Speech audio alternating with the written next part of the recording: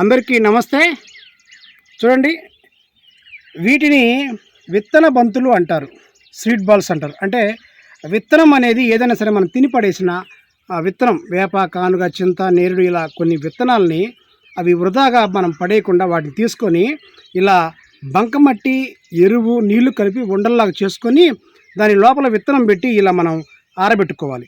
దీన్ని ఏం చేయాలంటే వర్షం పడ్డ ముందు రోజు కానివ్వండి, తర్వాత రోజు కానివ్వండి, ఎత్తైన కొండలు లేదంటే గుట్టలు, అలాగే కుంటలు, మైదాన ప్రాంతాల్లో వీటినైతే మనం చల్లామంటే ఇక వర్షం పడ్డ తర్వాత ఆ వర్షానికి ఈ ఎంత కూడా మట్టి పగిలిపోతుంది.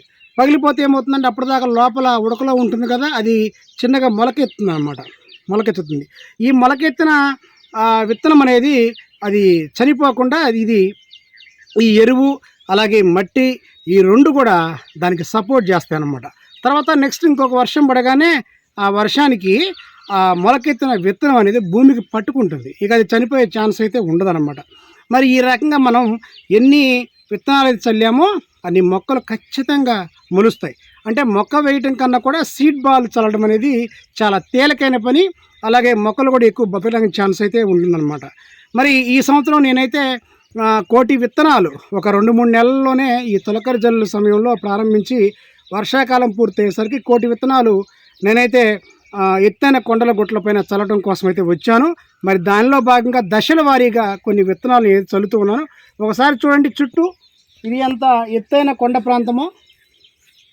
ఇది నల్లమల్ల అడవిలో ఒక ఎత్తైన కొండ ప్రాంతం. దరిదాపుల్లో ఊళ్ళో అనేవి ఎక్కడ కూడా లేవు. చూడండి,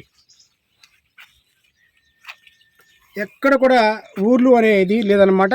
మరి ఇలాంటి చోట చల్లడం వల్ల ఏంటి అంటే ఇక్కడ ఎన్నో రకాల పక్షులు ఉన్నాయన్నమాట. అయితే వీటికి ఏంటంటే ఇది చెట్లు పెరిగినాయంటే అక్కడ చక్కగా వీటి విత్తనాలు తిని ఉండడానికి అవకాశం అయితే ఉంటుంది. మరి ప్రతి ఒక్కరు కూడా ఈ విత్తన బంతులపైన అవగాహన అనేది చాలా అవసరం. మరి ఈ అవగాహన ఇప్పుడు ప్రస్తుత సమాజానికి అవసరం. ఎందువల్లంటే ఈ నల్లమల్ల అడవి ప్రాంతంలో ఎక్కువగా బెట్టకి గురైపోయి ఎక్కువ వేడి ఉండటం వల్ల ఈ చెట్లు అయితే చనిపోతున్నాయి. అలాగే పర్యావరణ పరిస్థితులు కూడా రోజు రోజుకి చాలా దారుణంగా పడిపోతూ ఉన్నాయి. కాబట్టి మనం ప్రతి సంవత్సరం తొలకరి జల్లు సమయంలో ప్రతి ఒక్కరు విత్తన వార్షికోత్సవాలాగా మనం చేయడం ద్వారా మనం అడవిని కొత్తగా వృద్ధి చేసుకోవచ్చు. సమస్త ప్రాణులన్నీ కూడా వృద్ధి అవుతాయి. మరి నా వంతు ప్రయత్నంగా నేనైతే ఈ సీడ్ బాల్స్ అనేది నేను చల్లుతూ ఉన్నాను.